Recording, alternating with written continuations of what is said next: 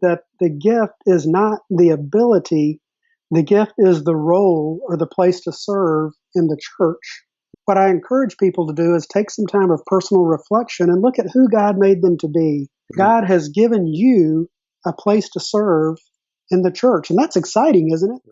So as I record this, we are presently, hopefully, getting to the tail end of this COVID-19 virus situation that we've been dealing with around the world.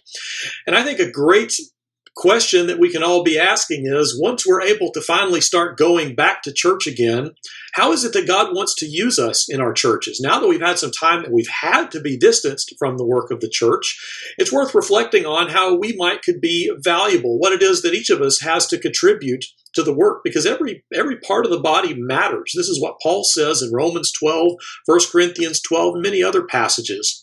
And so for that reason, I'm happy to talk to Dr. Matt Carter today. Matt is the Director of Admissions at the Harding School of Theology in Memphis, where he has been since about 2011. Prior to that, he spent 15 years in very active campus ministry. Got a wide range of experience and has done some wonderful original research in working for his Doctorate of Ministry project into helping Christians find their role in the body of Christ. It's a useful conversation. He's put together some great tools, and I hope you'll plan to tune in today to hear what he has to say.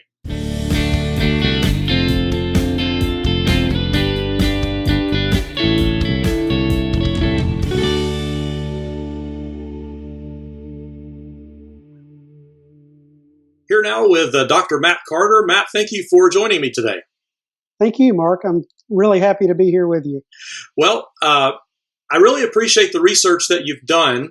I was talking with you just a few minutes ago as we were getting started about my own setting. So part of what makes me interested in what you've been doing is that I am in a church where we're thinking about things like, have we been engaging our members well enough? We're concerned about, we have lots of people who might enjoy the quality of the singing and worship experience, and fortunately, a few of them seem to like the preaching okay, but maybe they're plugging in that environment, but not really deepening friendships, not plugging into a Bible class setting, and a lot of times kind of falling through the cracks. So looking for ways to involve people more deeply is something that I'm very concerned with. And I tell you, Matt, as I started looking into this, I was reading a book not too long ago. It was one Ed Stetzer wrote with someone else. And one of the things he put out there is a lot of churches who are growing have some sort of a class or even preaching pretty regularly about helping people find their place in the body of Christ. Mm-hmm. And very often, the form that this takes is one of these spiritual gift type inventories. But you've done some original research that would highlight why those are not completely valueless, but there are actually some better ways for us to think about this. So I guess a good starting point would be when we think about people, I hate to use this term, I'll let you nuance it, but discovering their spiritual gifts, right? If we're trying to find our place in the church, why don't you talk to us a little bit about your findings in that regard? Thank you very much, Mark. I am very happy to be able to talk about this topic. As you said, I've done a lot of research in this area, so I can talk forever about it. I won't do that today. But my research comes from a place of trying to help people find their place in the church. I originally began doing this project for my congregation, thinking about how can we have a gift-based ministry. And as I began to research this, the other leaders and I decided that I should try to put together a workshop to help our members, a one-day retreat to help our members find their place to plug in and find their place to serve. And as I began my research, the project really grew and grew and grew and exploded beyond what I could have thought of. And one of the things that really became clear to me was we have some misunderstandings about the whole idea of gifts or spiritual gifts.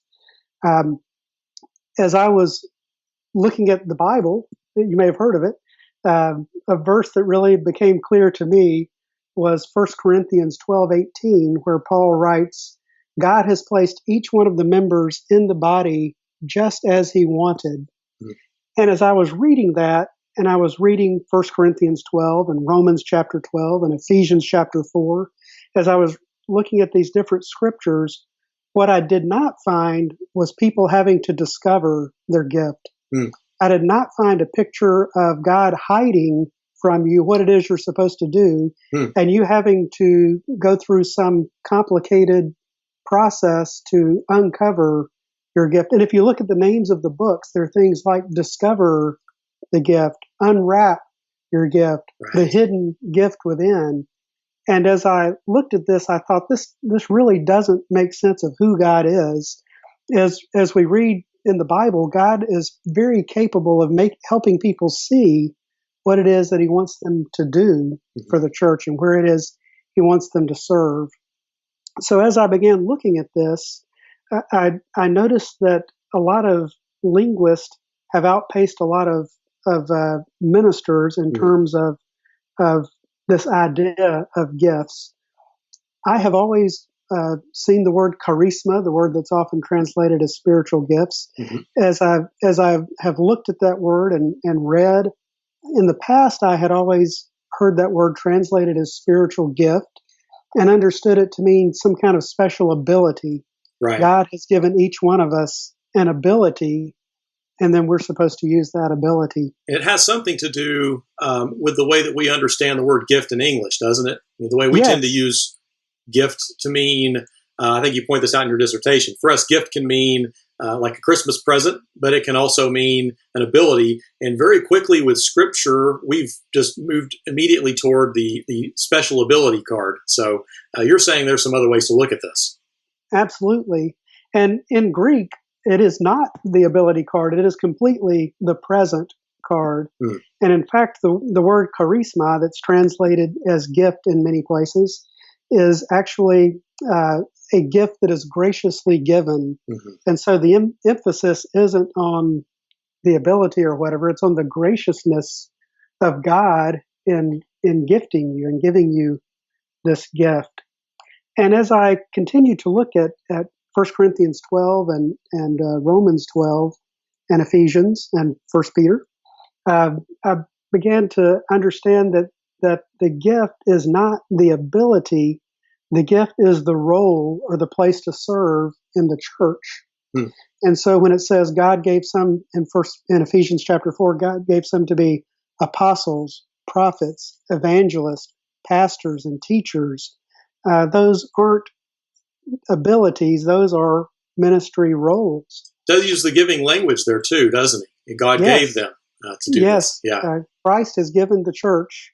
Yes, and then as we look at the things that it talks about in Romans chapter 12, it talks about giving and leading and encouraging and those kinds of things. As we read about some of those things in 1 Corinthians 12 as well, as you look at those lists, what you'll see is that some of them sure seem to be superpowers. Some of them seem to be special abilities, but most of them really don't.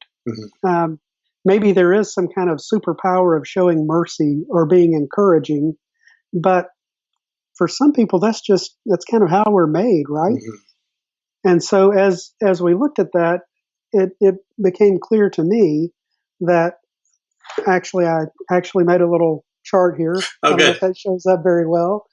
But as you think about the gift, all of them are roles or functions, and then some of them require some kind of special enabling.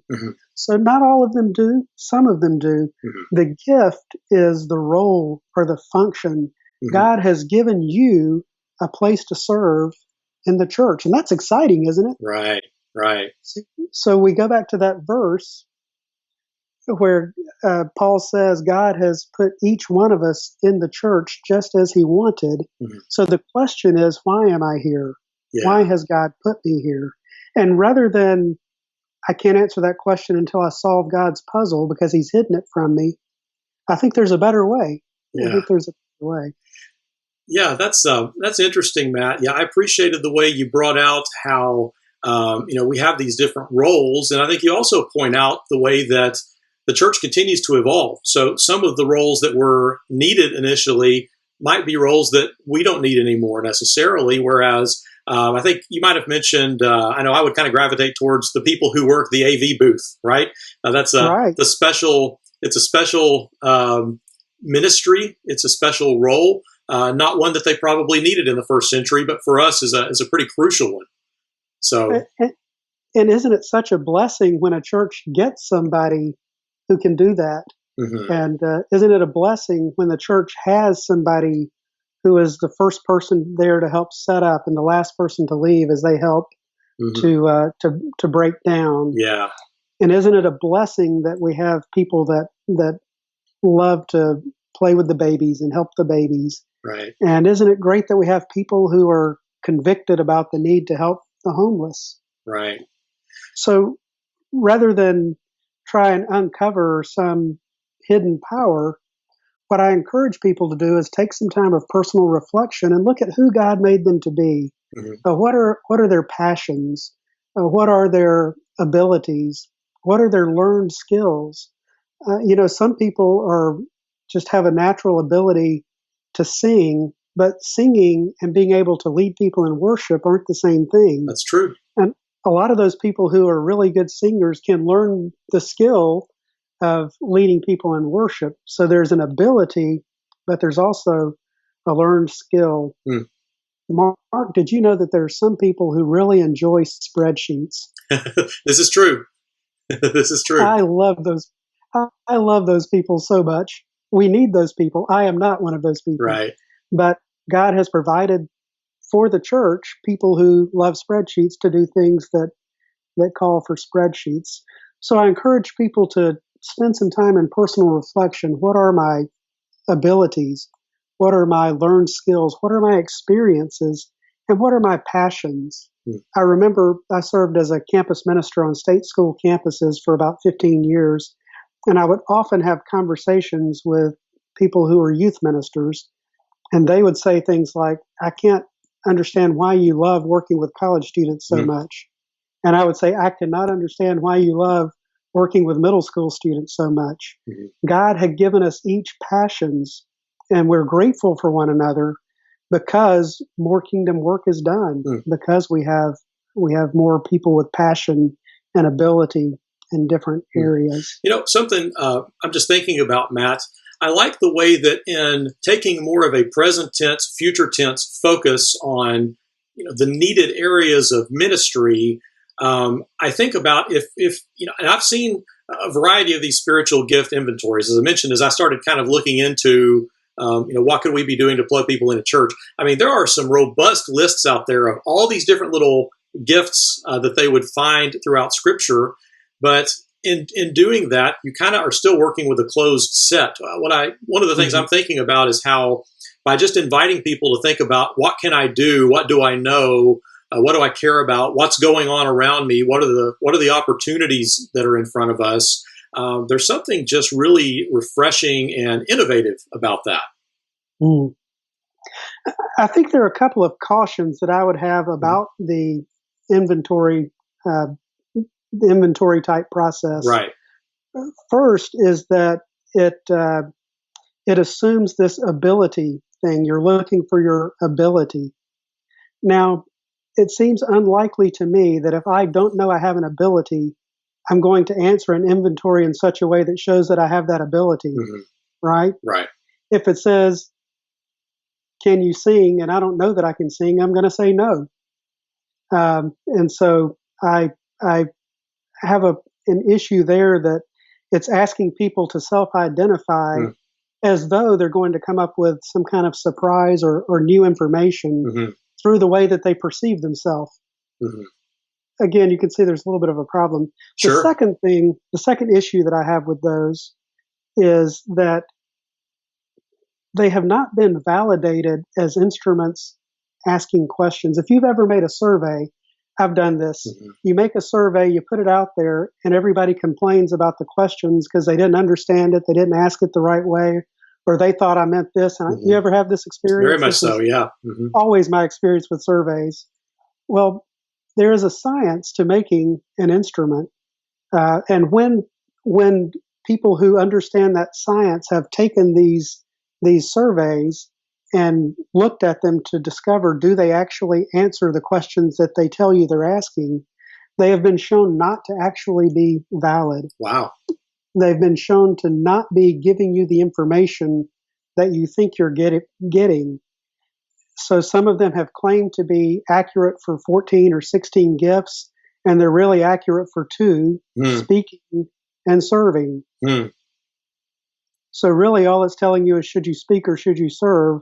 But you think, well, I must not be supposed to do these other things because it's not been shown to be accurate for that. And if we as church leaders, if we are asking people to make life-altering decisions based on the result of a survey, we want it to be accurate. Right. We want it to be legit in terms of giving us the information that we're looking for. So I strongly discourage churches from using the instrument as a way of helping members discern their role, because again, it hasn't been validated, and it's also uncover your power, uncover your abilities.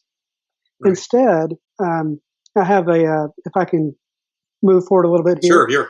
I kind of have a 3-prong attack, well, maybe 4. First is the teaching about what the gift is, the gift as the role, the gift as a ministry, as a function. And we could talk a lot about that. I won't go all the way in depth there, but I think if you look at those texts with that kind of a mindset, you can see what I'm thinking about. And as we talk, if you do a search of the word charisma, you'll find it's used other places in the New Testament where it clearly does not mean some kind of special ability or spiritual gift in the way that we would typically think about it. So I always want to start with some teaching. Yeah. But after the teaching, there are kind of three things that I try to accomplish in working with the church on this. First is this time of reflection. So I provide some reflection questions like, do I have a sense that I'm better at something than other people are? Is there something that God seems to have given me that I'm good at? Are there things that I really feel convicted about, that I feel strongly about? Do I have a conviction? Maybe God is calling me to help my church function in that area. Is there another Christian that I really admire how they carry out their ministry role? Is there somebody that I think I could be like that, or I want to be like that? And questions like, is there something everybody keeps telling me I should do? Yeah, talk a little more about that, because something I appreciate about your approach, as opposed to, you were talking about some of the limits of those questionnaire self-inventory things, where really this is me talking about myself. And let's be honest, if we understand how those things work, we can even skew it the way we want it to go, when we're taking a questionnaire like that.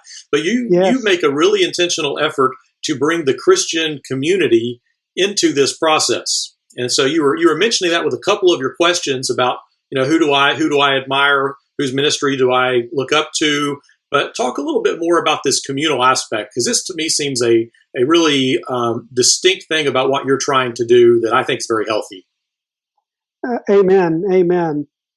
So the first thing is the personal reflection, but then the second step is community affirmation. Mm-hmm.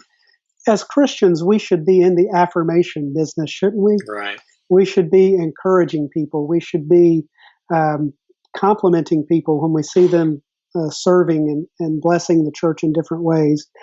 So after spending some time in reflection, I like to have small groups of people who know each other pretty well get together and just say, this is what I see. And you actually have kind of a threefold way to think about this.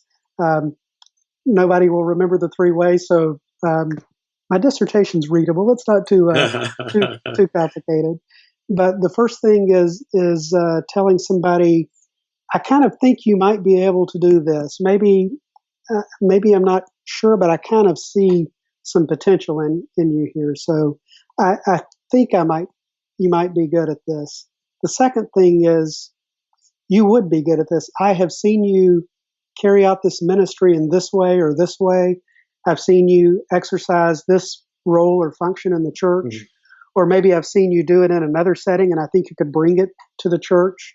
So the second thing is, I have seen this in you. The third thing, the third way to affirm somebody is to say, you are bearing fruit in this area. What you are doing in this area is really blessing the church. It's blessing the Lord's people. So I not only see this in you, I see you doing it well and bearing fruit. Mm. The reason this is so important is that sometimes we don't see ourselves very clearly. Sometimes maybe we think too highly of ourselves, and we need somebody to say, calm down, brother, that ain't you. We've all known the person who thought they had the gift of teaching, but really they had the gift of curing insomnia. Understood. Understood. They thought they had the gift of prophecy, speaking prophetically. Really, they just wanted to be a jerk. Right. We know those people. So I'm not talking about them. Yeah. Those we need to maybe help them develop some humility, kindly. But it seems to me there are more people that I come in contact with that really don't see their value in the church. They are people who are working for the Lord, and everybody around them sees it. Sometimes we have this tendency to believe that anything I can do, everybody else can do. The things I see somebody else doing that I can't, everybody can do it, but I can't. Yeah. Sometimes we tend to look poorly on what we can do because it comes naturally, because it's an inborn ability. It's how God made us, or it's a skill, and we think anybody can learn it. You know, something, if I could interject something, Matt, sure. It's something that I have kind of often lamented. I'm a guitar music enthusiast. And one of the things that I've kind of seen is that in a world where everything is now so polished and professionalized, and we're in such a competitive culture, I think it's easy for us to adopt this mindset that if I can't be the best at it, or if I can't do it perfectly, it's better for me not to even try or not to contribute what I can. Whereas I think we're deeply impoverished by having fewer people willing to kind of offer their voice or their energies to whatever it is that we're doing. That in fact, you don't have to be the best at something to do it meaningfully and in a way that's very fruitful. So I appreciate what you're pointing out. Amen.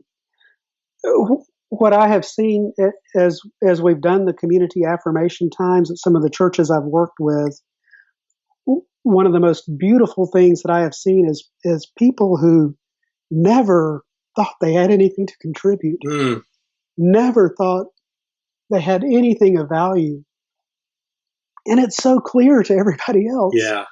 Everybody else is saying, you make a difference. We notice. We're sorry we never said it before. Yeah. But we notice that you make a difference. We know. I talked to one young man who was always there setting up tables, breaking down. And he said, I don't really have any gift. And I said, you are a gift. That's the whole point. Well, that's the truth. Yeah. You are a gift. And I notice that you do this. I notice that you set up and break down. And everybody else is saying the same thing, that, yes, you matter. And to me, those kinds of people may be the ones who most need to be told, God put you here for a reason. And if you can't see the reason, we can, and we'll tell you, this is why God put you here. Right.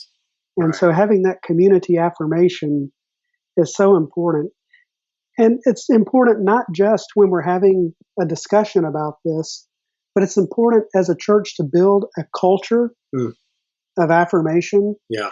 And so I love it when a church will, every couple of weeks, say, we want to highlight the ministry of so-and-so this week. We want to highlight this person was up here, and all those hedges that were growing like crazy, they're now trimmed. You know, maybe in the New Testament there wasn't the gift of lawn care, but we need it now. And this person made a difference for our church.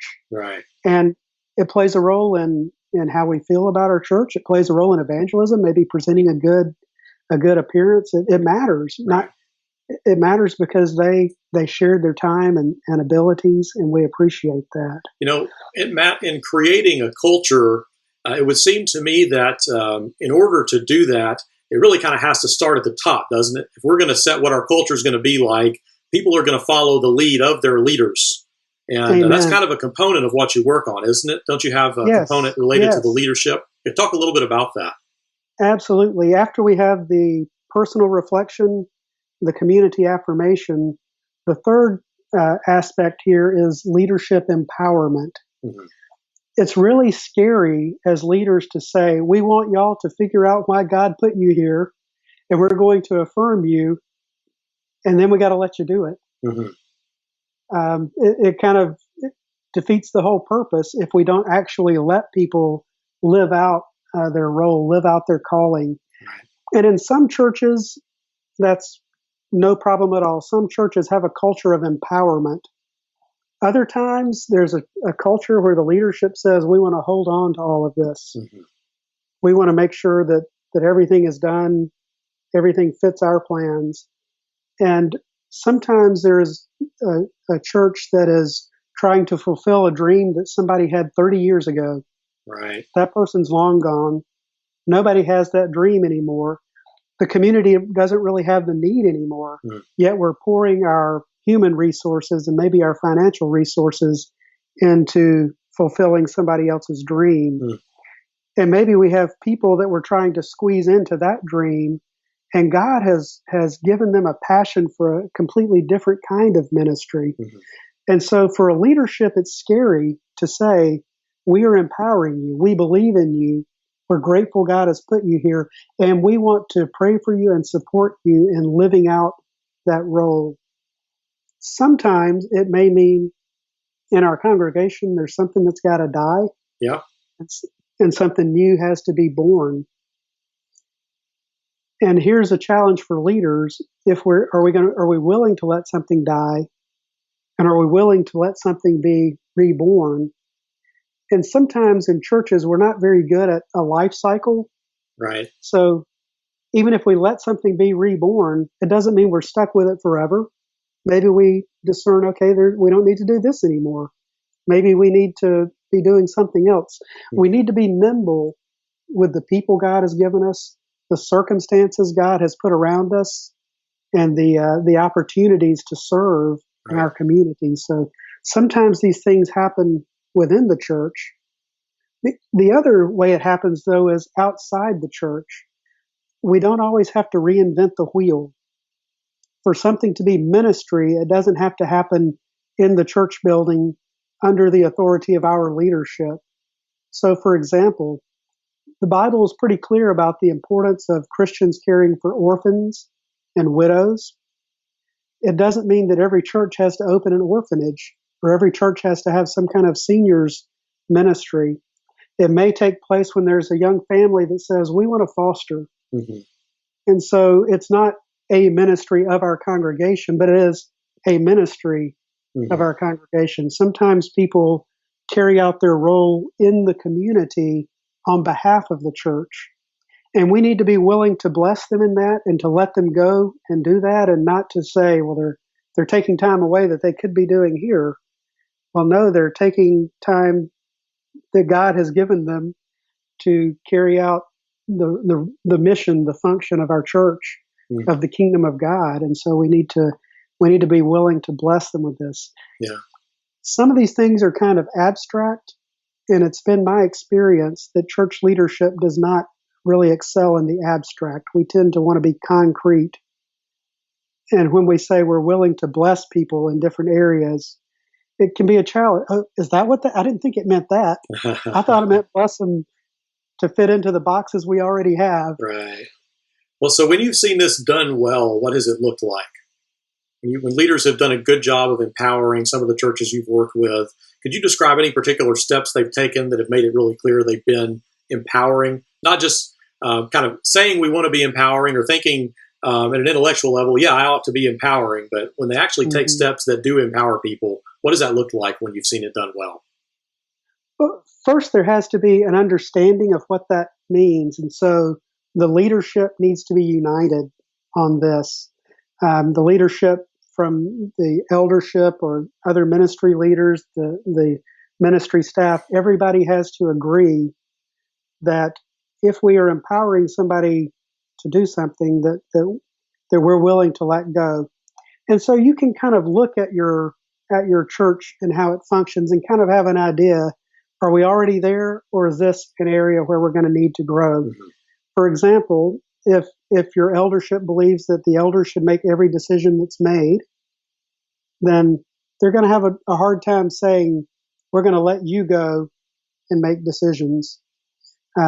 If you have the kind of eldership where somebody brings up an idea and says, I was thinking the church should do this, and those elders say, great, get on it, then you kind of already have that culture. Most of us are somewhere in between. Mm-hmm. So we really need to have a frank conversation among the leadership to say, are we willing to do this? What brainstorm, who do we know in our church? What are the kinds of things that people in our church might come up with? If you've got people serving the homeless, if you've got people coaching Little League, if you've got people doing World Bible School or some of those different types, some of the interests that people have. Are you comfortable with that? Are you willing to encourage them and bless them in doing that? So that first bit is the leadership has to really be united on this. Mm.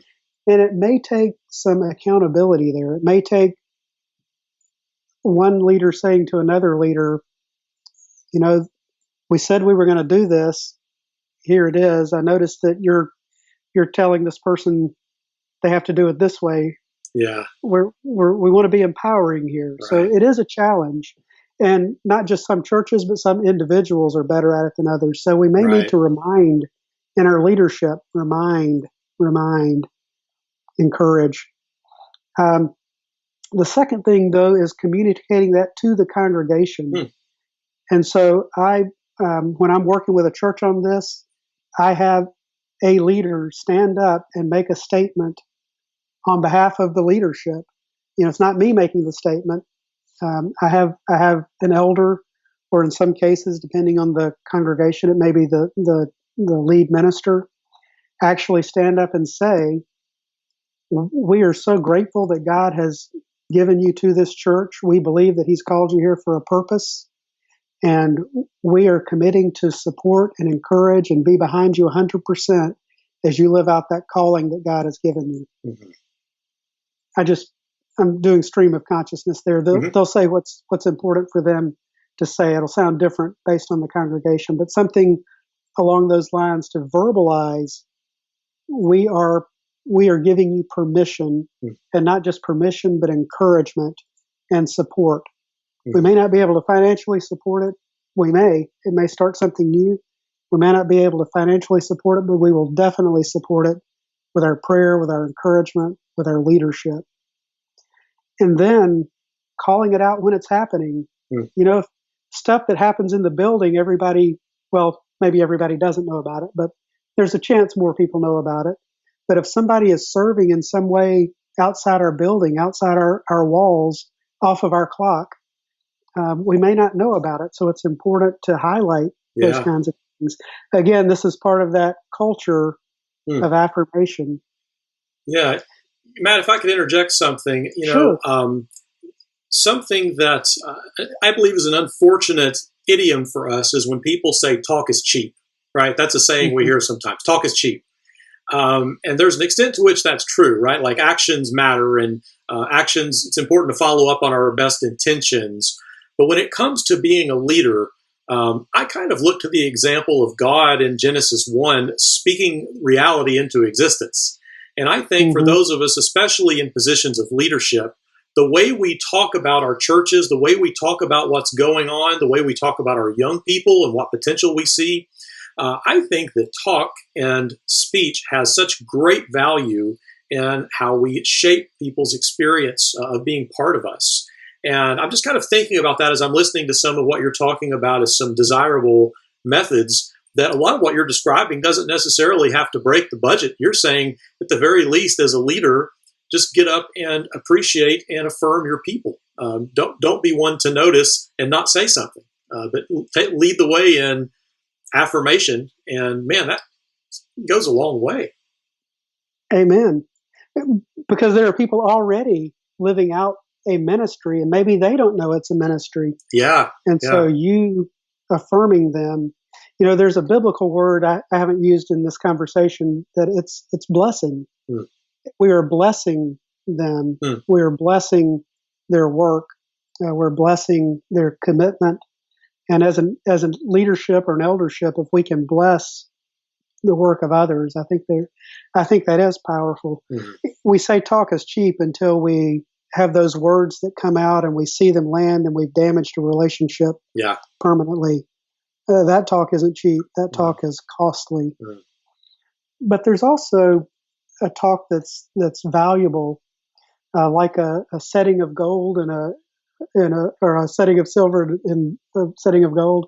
I'm totally botching the proverb there, but and that's the blessing of tapping somebody on the shoulder, and maybe to lead the way, to help this be more than just talk.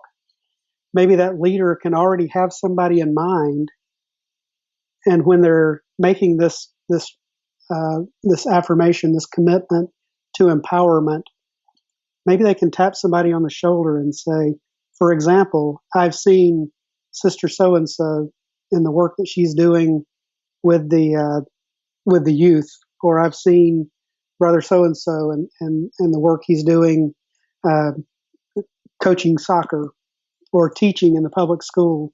Um, and so we can tap somebody on the shoulder and say, yes, I see this in you.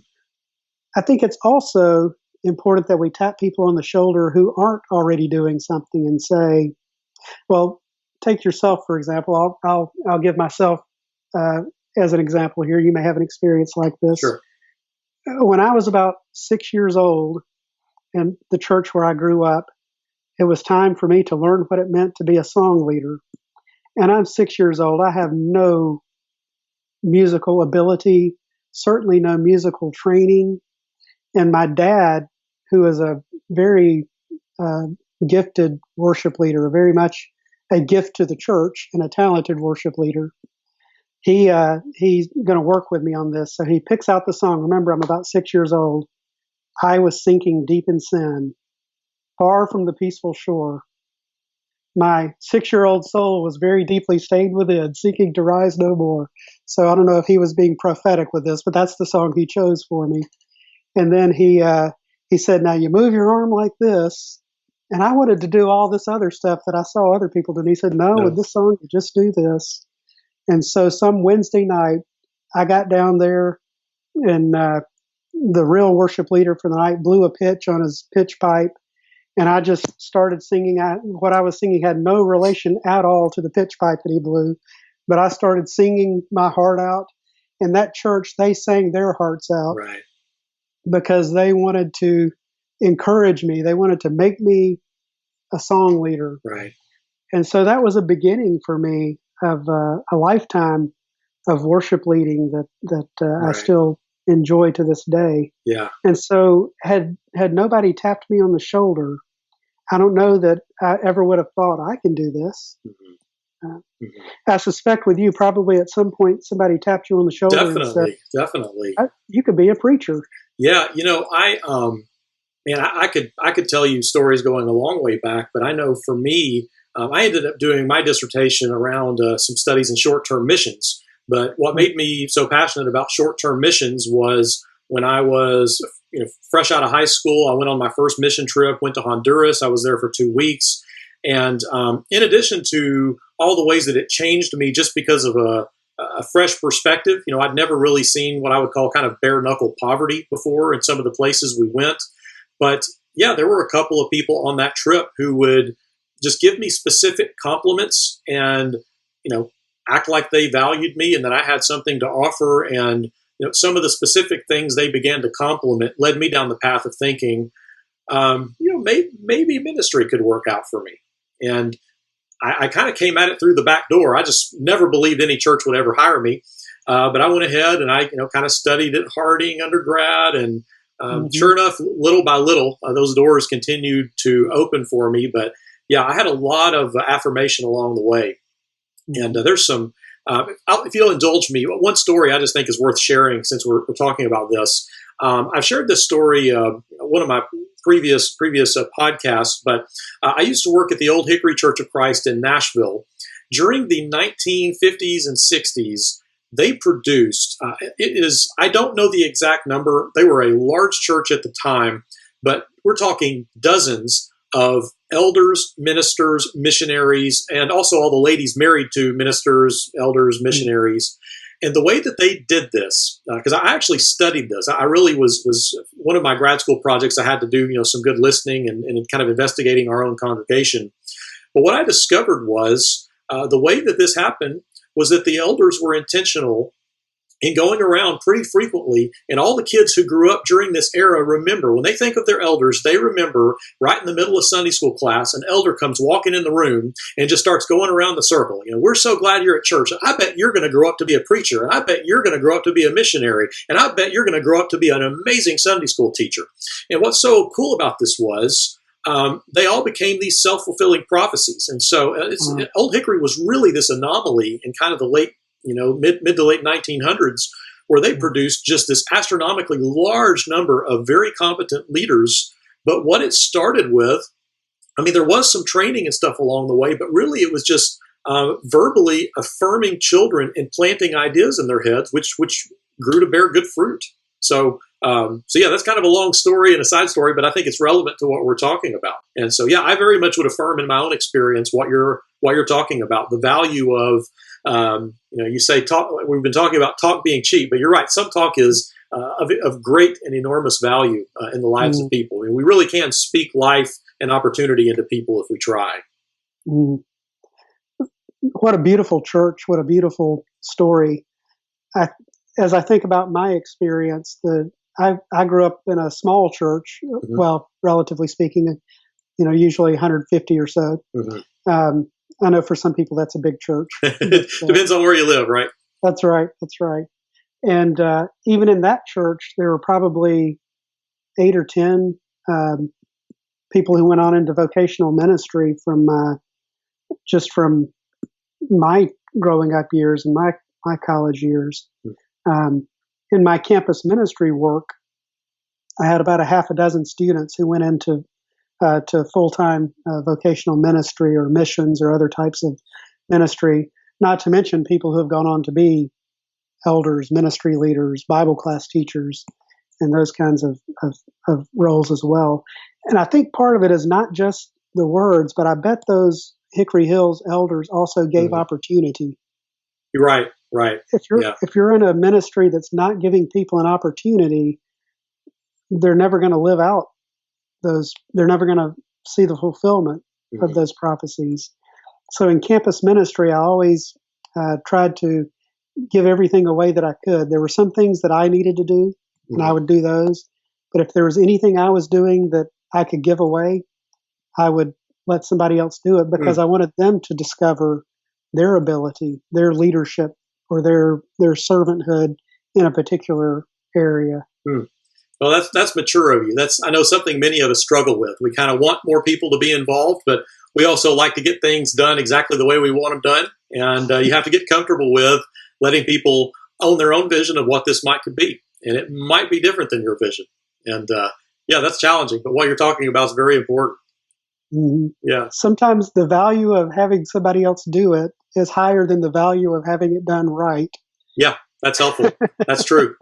And often their way of doing it was better than what I would have done anyway. Very often, that's right. Yeah, very often, that's right. Yeah. So Matt, you've been talking about some different components of what you've put together this program. Now, I want to make sure you got a chance. If there's any other components you wanted to flesh out, to do that. But I'm also interested in hearing you talk a little bit more about this workshop itself, because I know that you have this workshop available. I'm going to pull this. You've got a website, in fact, onebodyworkshop.com. I'm going to have that pulled up here on the screen. But I know that this isn't just something you threw together, but in fact, in your Doctor of Ministry project, you had inside observers, outside observers, really intentional processes of revising how you've implemented the workshop. So again, I wanted to invite you to kind of flesh out any other ideas you wanted to talk about, but I want to give you some space to talk about the workshop itself, and if someone's interested in some of this, how they could access it. Sure. Thank you, Mark. So the workshop is called One Body Workshop, obviously. And I put this together. As I said, it really began with wanting to do something in my own congregation to help us expand the involvement of our ministers. And when it came time to look at a project to do with my dissertation, um, I really wanted to do something that would help the church of the future, help the church in the present, but growing into the future. And so I looked at expanding the work that I did with my congregation. And so during my dissertation process, I did the workshop about 10 times. So every time I'm learning, there are definitely some things that I will never do again, and some things that I've continued to learn. And as you mentioned, part of the process of evaluation or assessment was having inside and outside observers in each of those congregations that could say, "This is how this worked here," and this is how I saw it working in another place. And so after each workshop, we tweaked it, and so kept working to improve it. And the way the workshop happens is it's a couple of hours. It can be done on a Sunday morning, including the Bible class time and the sermon time. It can be done in an afternoon. I love having part of it over a lunch, lunch or a meal gathering. And so it begins with a time of teaching, teaching about the meaning of gift, charisma, that we talked about. What does that actually mean? And you can read in depth my study on that if you'd like through the dissertation. I promise it's readable. It is. Only a little bit of Greek. I've read it, and we'll make sure we link to it here in the post so everyone can access it who wants to. Thank you. So after we do the teaching time, I provide the personal reflection. I provide kind of a list of some of the roles that we see in the Bible, but also the questions to be asking with a strong message that don't get stuck on these roles. Look at yourself, reflect on who God has created you to be. And following that, we do have the time of community affirmation where people sit around and talk to one another about what we see in each other. And I didn't mention this earlier, but when we look at those roles, when we look at those functions, your function can change from time to time and place to place. So I've been in churches where I was the primary Bible class teacher for adults. I've been in churches where I was the primary worship leader. I've been in churches where I was the primary preacher, where I was on staff. These other places I may not have been on staff, but it seemed to me that God has put me in a different church at a different time in a different place to fulfill a function that body needs. Again, God has placed each one of the members in the body just as He wanted. I hope that's an encouraging word to you from God. He put you in the church where you are deliberately for a reason, and He wants you to be there. You're valuable. You're needed. So that's part of the affirmation. And then it ends with a time of community or leadership empowerment. And I'm always available to folks who go to the workshop if they want to give me a call or have a conference call, a Zoom meeting, or whatever. I'm available to visit with people. I find that doesn't happen a lot because of the power of the community. I'm the outsider. Right. There's a lot of power in the community. And so I am available to come to different churches. I don't charge anything. I'd love to meet my expenses, but I don't charge anything. I'd be happy to come because I want to see what God is calling the people in your congregation to do.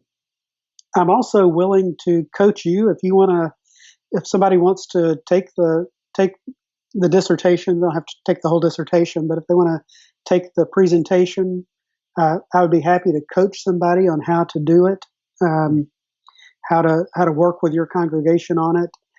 It's something that's small enough to do in a Bible class or in a small group ministry, or large enough to do with your entire congregation. You would need to break down into smaller groups for the affirmation time. Real quick, what would you say is a good size group to work with? Like, have you hit any limits where groups larger than this size or smaller than this size? Is there kind of an ideal group size you like to try and work with on this?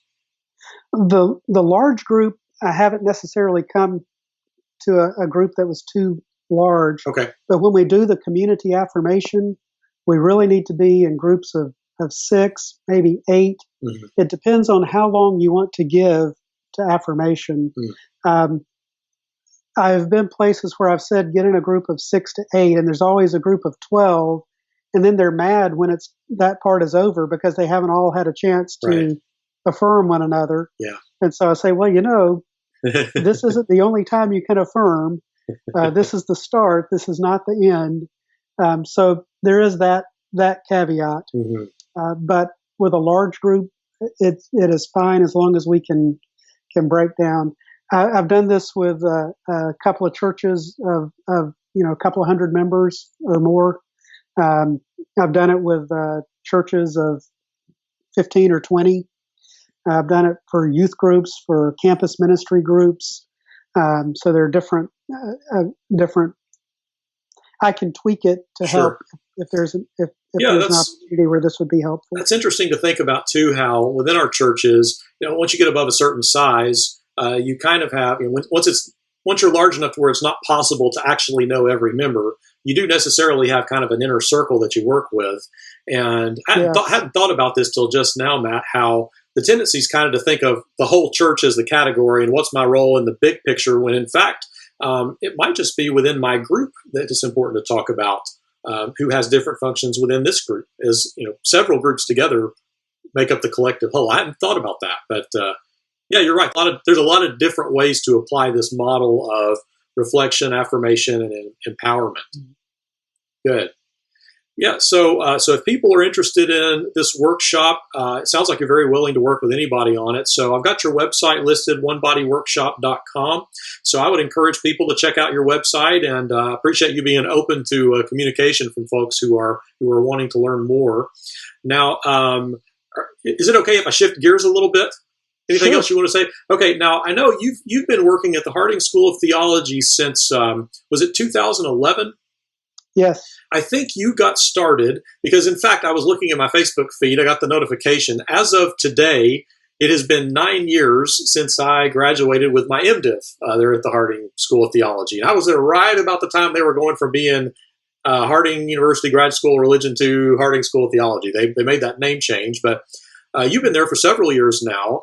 And I just wanted to give you the opportunity. Would you like to catch us up on anything happening over at HST that our churches might want to know about?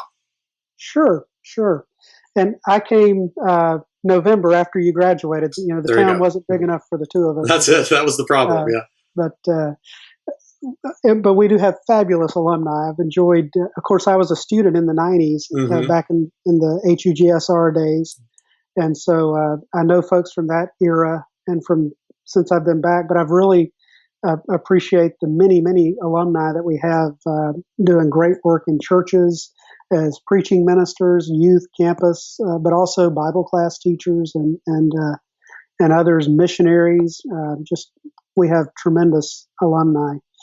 One of the things that we always say is, especially to our alumni, but to everybody, the next generation of ministers is in our churches now.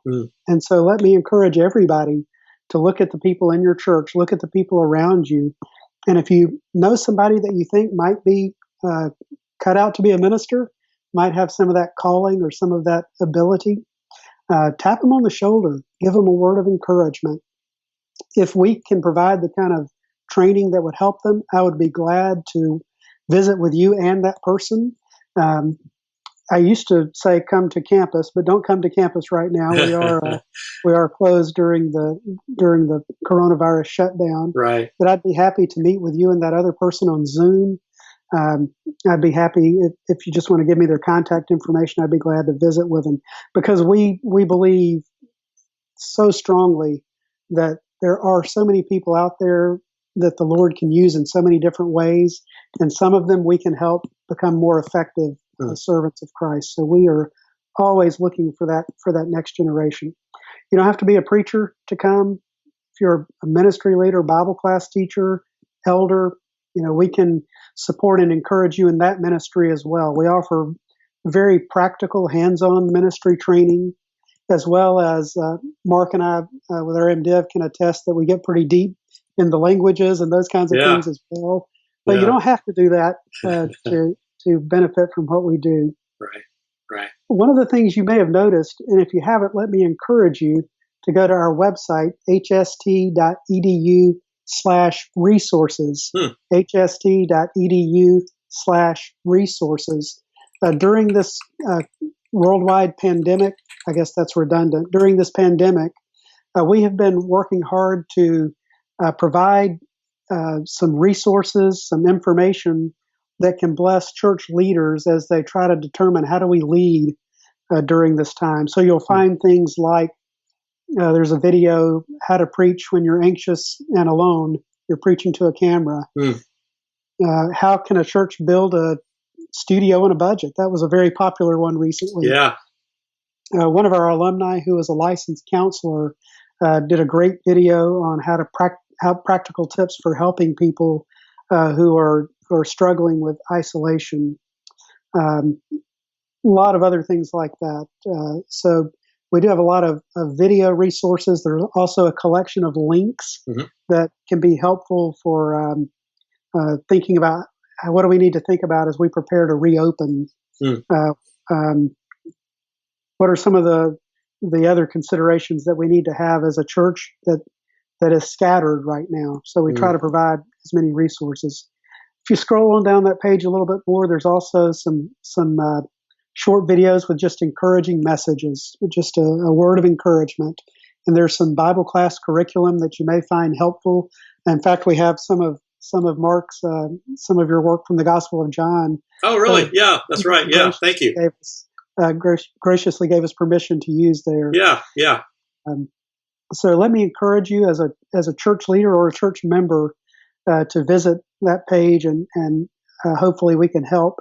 If there are things that you're wondering about that we can provide some help on, we'd be glad to do that as well. Great. As you know, it's always our faculty are always available for conferences, for meetings, for guest preaching, those kinds of things. So we do view ourselves as a resource for the church. We really love the church. All of our professors are top-notch academics, but they also are church ministers. They're also engaged in churches now, and so we're always glad to do anything that we can to help churches. Lord willing, we'll be back on campus soon, and we'll see where the Lord takes us from here. Very good. Well, Matt, I think we really hadn't spoken that much about the COVID-19 situation up to this point in our conversation, but I think one of the things that makes the content you've been sharing with us today, I think, very timely is, for the first time in a long time, many people might be stopping to think. Once when it feels like I have to go to church, it's one thing, but now I think suddenly we're all going to be making this shift where we say, "Oh, finally, I get to go to church again." And as we're returning to our churches, it's worth thinking about how are we going to land in a place once we're back that each of us is contributing, functioning in a healthy way. So really appreciate the work that you've done on helping people. So Matt, when I think about your spiritual gift, the gift graciously given, your ministry role, it seems that you found a good one here in helping other people to find the place they need to plug in. So thank you again, Matt, for sharing this with us and for having this conversation with me today. Thank you so much, Mark. God bless you, brother. Good to see you.